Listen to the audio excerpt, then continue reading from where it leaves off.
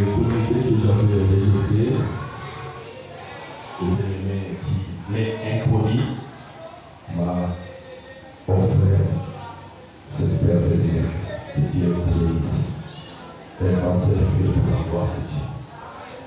Je ne lis pas souvent les mauvaises choses. Et 80% de mes lectures sont tout autour de la parole de Dieu. Alors, placez-vous, c'est béni.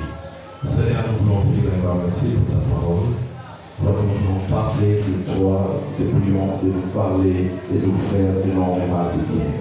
Bénis ce moment dans le nom de Jésus. Amen. Shalom bien-aimés. La première lecture que nous allons faire, c'est dans 2 Timothée, chapitre 2, verset 5.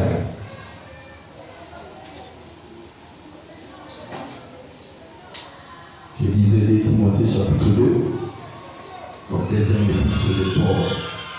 Timothée, au chapitre 2, le verset 5.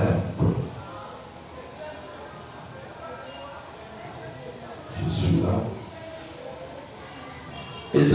Et l'athlète n'est pas couronné s'il n'a combattu suivant les règles.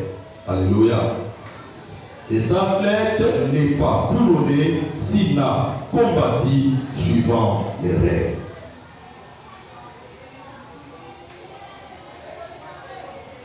Bien-aimés dans le Seigneur, comme nous le savons tous, nous parlons de l'année de victoire. Là, la lecture que nous venons de faire nous parle d'athlète. Vous savez, l'athlète, c'est quelqu'un qui est disciple d'une certaine discipline. Pour être un athlète, cela demande une certaine discipline aussi. Un athlète, il y a des choses qu'il ne peut pas faire. Il ne mange pas n'importe quoi. Tout ce qu'il mange doit être contrôlé. Alléluia. S'il veut réellement remporter les prix, s'il veut gagner la couronne, il doit se discipliner. Un athlète qui mène sa vie dans les désordres ne sera pas couronné. Vous savez, on a vu des équipes en Afrique pendant les compétitions où on retrouvait les athlètes dans les bars après le match. Ça de tels athlètes ne doivent pas s'entendre à remporter la coupe ou avoir la victoire. Mais nous n'allons pas nous atteler là.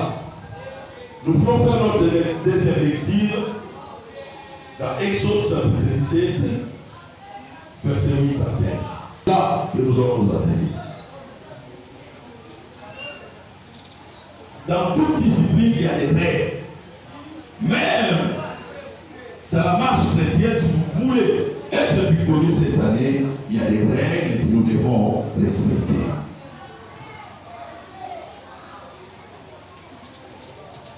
Je disais Exode chapitre 17, verset 8 à 15. Il est dit ceci dans la Bible. Amalek vint combattre Israël à Réphidim.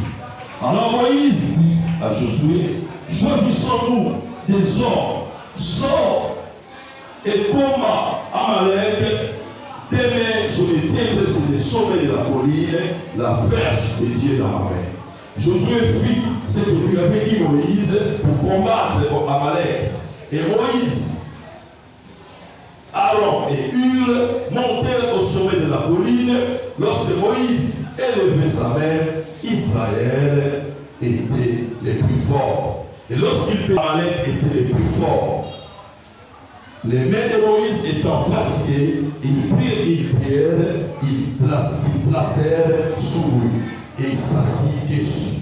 Aaron et Hur soutenaient ses mains, l'un des côtés, l'autre de l'autre, et ses mains restèrent fermes jusqu'au coucher du soleil. Et Josué vainquit Amalek et son peuple au tranchant ténébreux. L'Éternel dit à Moïse, écris cela dans ces livres, pour que les souvenirs s'en conservent, et déclare à Josué que j'effacerai la mémoire d'Amalek sous le ciel. Moïse bâtit un autel et lui donna pour nom l'Éternel, ma manière. Il dit, parce que la main a été levée sur le trône de l'Éternel, il y aura guerre et l'Éternel contre Amalek de génération en génération. Amen. La troisième lecture, Ésaïe, chapitre 28, verset 16. Je disais Ésaïe chapitre 28, verset 16. C'est pourquoi, ainsi parle l'Éternel, voici, j'ai mis pour fondement en Sion une pierre éprouvée, une pierre angulaire détruite, solidement posée. Celui qui la prendra pour appui aura pour hâte et fruits. Amen. La dernière lecture, c'est Actes des Apôtres, chapitre 4, et le verset 11.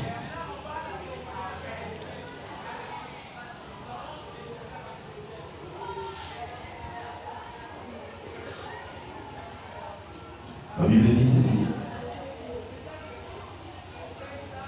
Jésus est la pierre rejetée par vous qui baptisez et qui est devenue la principale de l'âme. Alléluia. Je vais dire à quelqu'un, si tu veux être victorieux cette année, bâtis ta vie sur la pierre. Alléluia. Dieu a placé une pierre qui est solidement posée en Sion.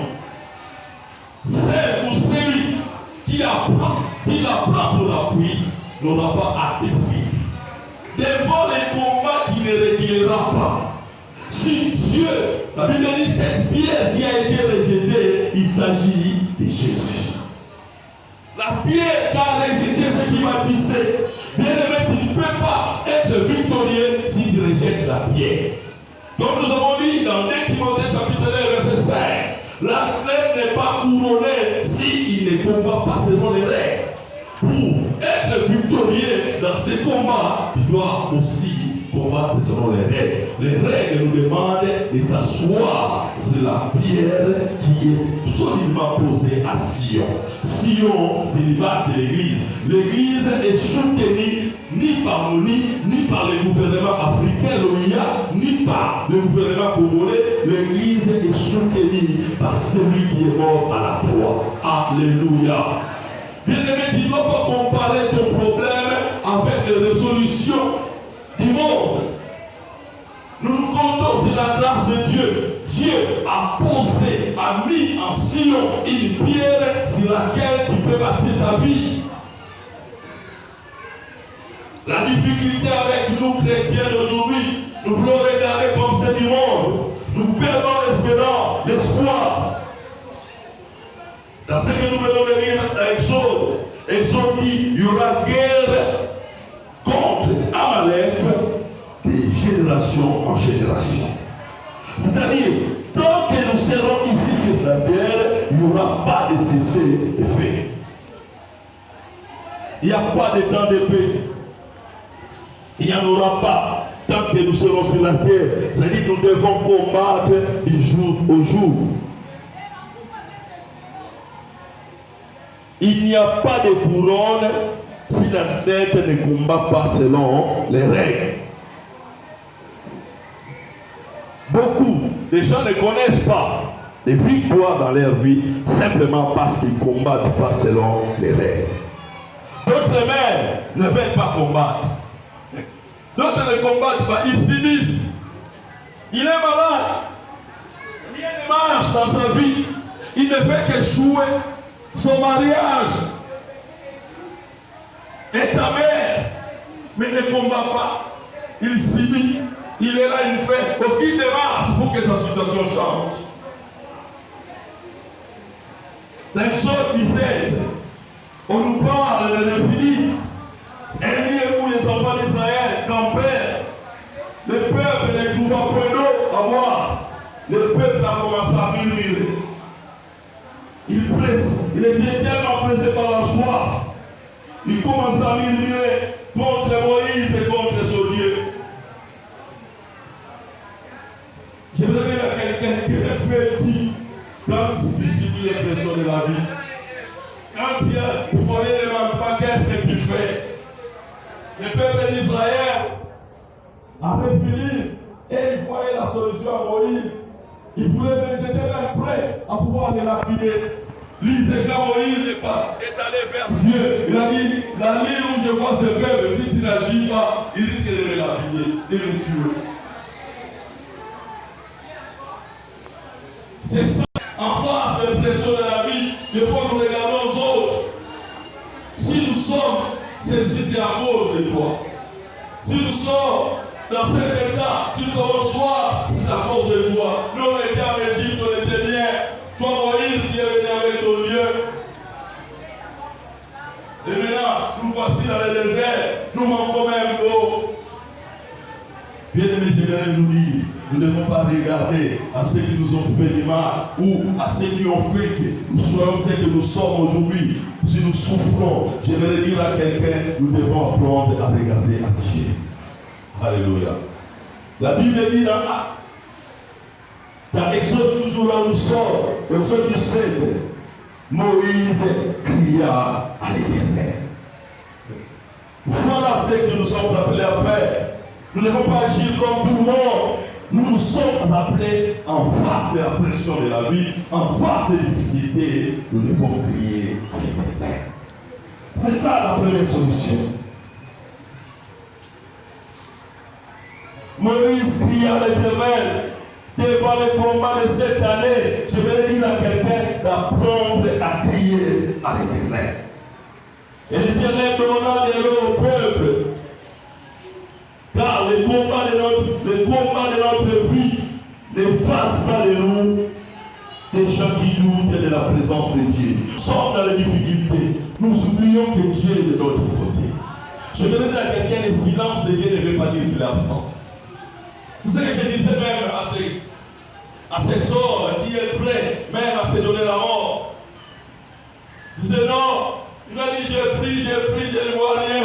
Il dit Dieu est avec toi, il est près de toi. Ce n'est pas parce qu'il est silencieux que cela veut dire qu'il t'a abandonné. Non, Dieu agit même dans le silence.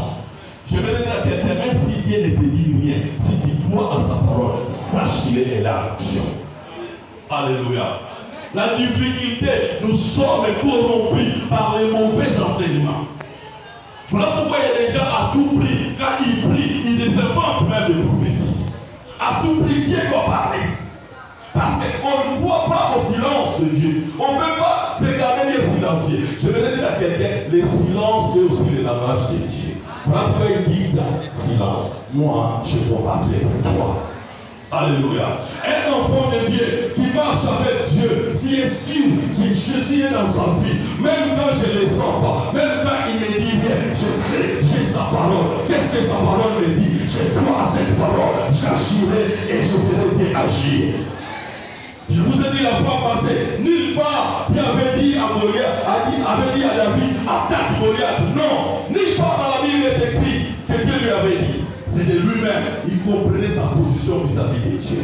Dieu n'avait rien dit. Dieu n'avait même pas envoyé un prophète. Mais David a compris que cet ennemi, devant Dieu, il va, je vais l'abattre. Pourquoi? Parce que la victoire appartient à Dieu.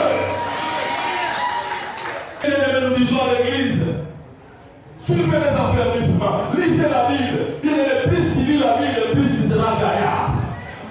Il y a des gens, des fois, ils sont costauds. Dans l'apparence, mais au fond d'eux, sont des bébés. Ils veulent pas grandir. Ils sont manipulés par les prophètes. Bien aimé, le vrai prophète de ta vie, c'est toi-même. Quand tu connais la parole de Dieu, tu dois commencer à prophétiser sur ta vie, prophétiser sur ta famille, prophétiser la victoire. Combien n'ont pas été roulés par les prophètes? Et même ils ont des problèmes. J'ai suivi l'émission sur YouTube. D'un ami, on parlait d'un pasteur qui était un ex-sataniste. Quand il parle, vous savez, les gens n'aiment pas la parole, ils aiment qu'on garde. Qu'on leur dise, non, quand j'étais magicien, j'entrais dans le cimetière, ça terrifie à voir.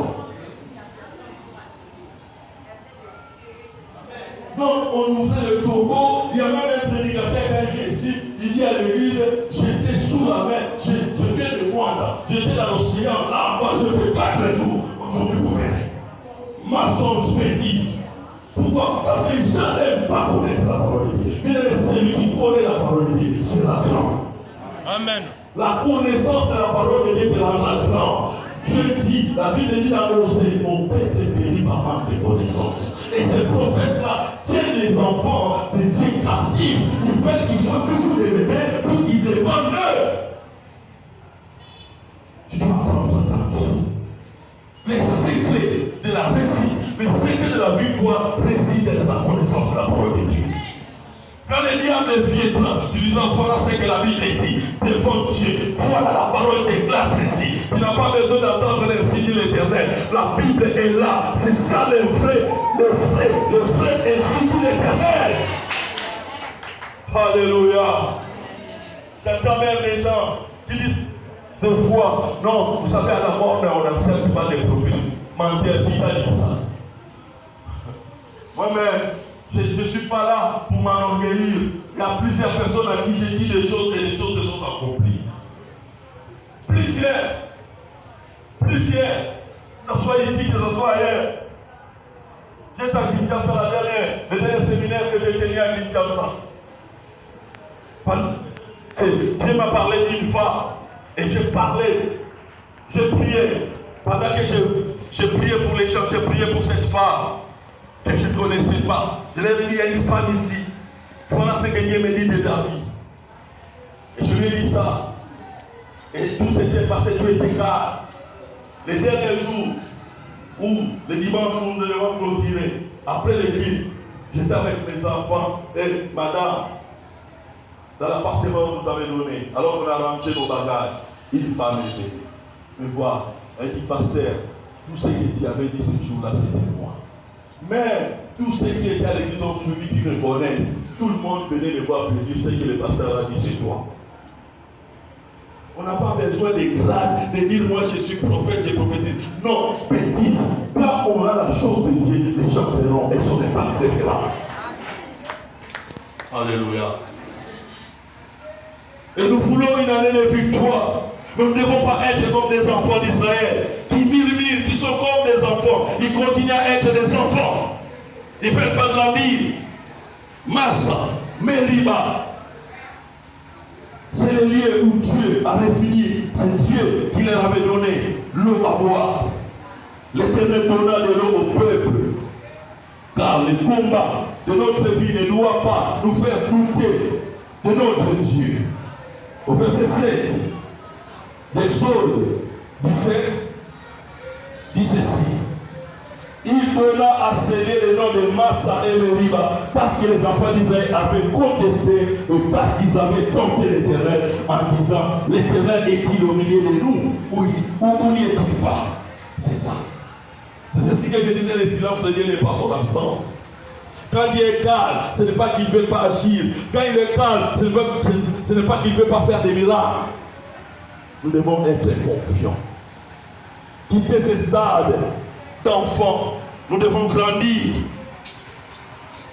Au verset 9, Moïse dit à Josué, c'est ça, c'est quelques éléments qui pourront nous aider à avoir le succès.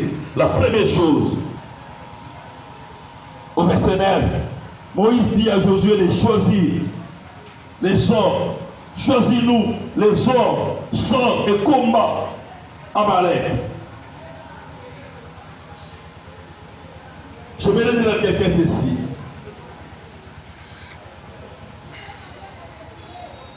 Nous ne devons pas avoir peur d'Amalek. Amalek, c'est l'image du diable.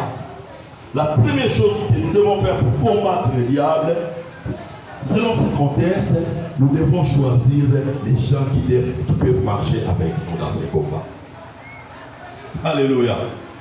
Bien-aimés, quand vous êtes avec les bénés, les gens qui ne comprennent pas la parole de Dieu, qui vous accompagnent dans votre combat, vous allez échouer. Moïse a dit, choisis-nous. Quand il faut choisir, on sélectionne. On ne prend pas. Il y a des gens qu'on doit prendre.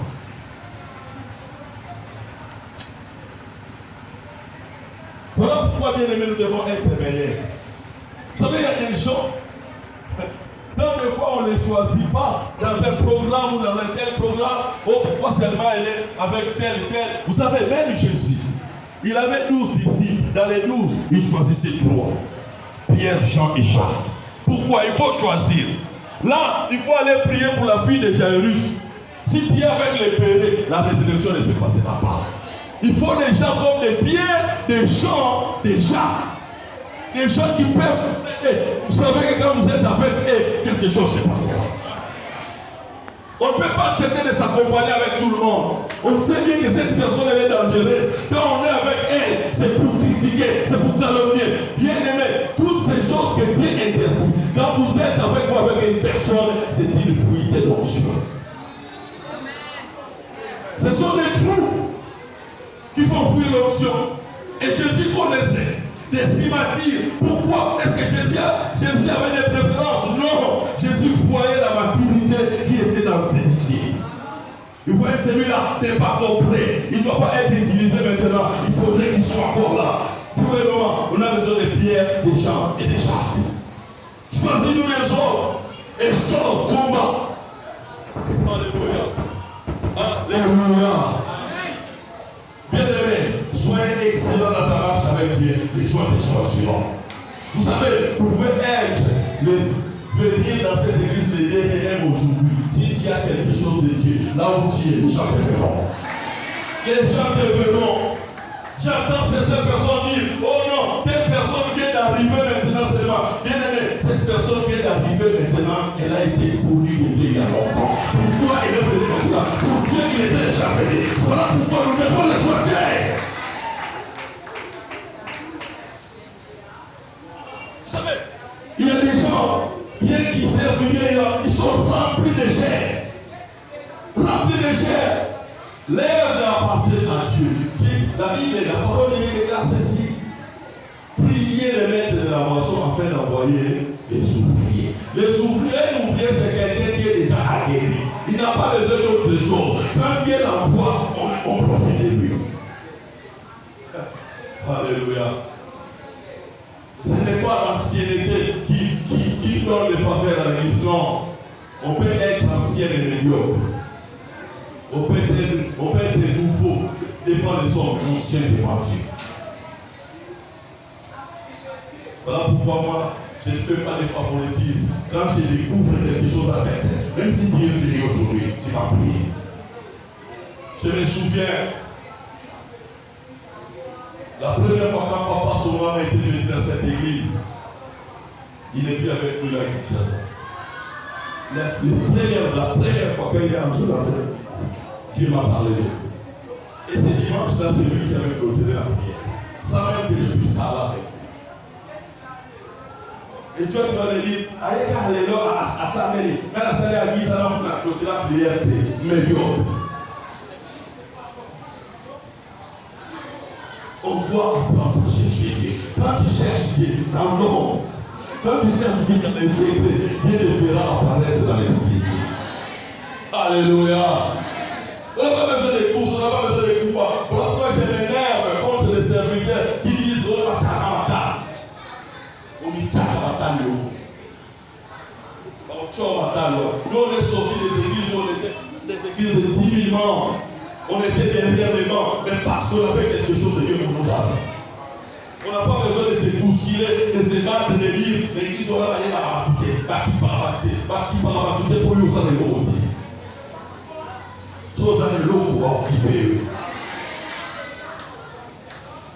Alors, au lieu de parler, cherche celui qui donne la chose. Tu dois choisir des gens qui peuvent te soutenir dans ce combat. Deuxième chose que tu dois connaître, la victoire s'obtient dans les sommets de la colline avec la verge de Dieu à la main. Alléluia.